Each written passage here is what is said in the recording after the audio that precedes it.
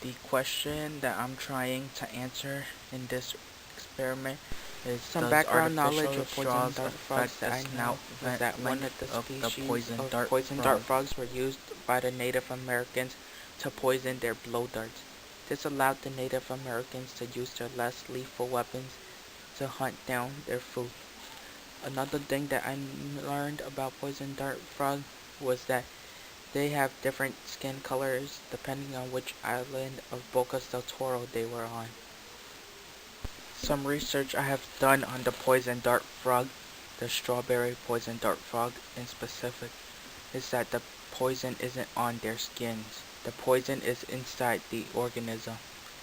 I observed when approaching these poison dart frogs, their reaction isn't a large explosive reaction.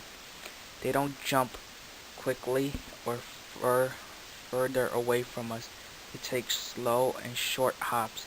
These hops aren't that high, which still puts the poison dart frog within arm's length. This shows how the poison dart frog isn't afraid of approachers, because the approachers that eat it would die because of the poison within them. My reason for choosing this research question is that there was studies done before on the plots of land with straws before. The previous research showed how the straws did help with the population growth. This made me want to test if a larger population would produce larger frogs as well, because a larger population would use more resources than a smaller population.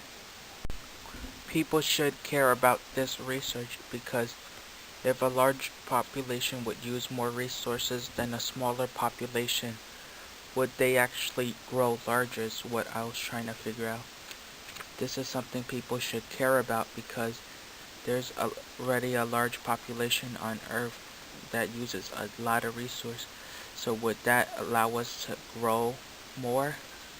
This can kind of relate to this idea because of how we want to test if the frogs would grow more. So if it does grow more, it is possible for us to adapt more. The prediction of this experiment was that the frogs in the natural habitat would be larger than the frogs from the straw habitat, because there is a larger population of frogs in the straw habitat, so they would use more resources than the frogs from the natural habitat, which would have more resources for it to use. The null hypothesis is that there is no difference between the snout vent length of the poison dart frogs in the lands with straws and the lands without straws.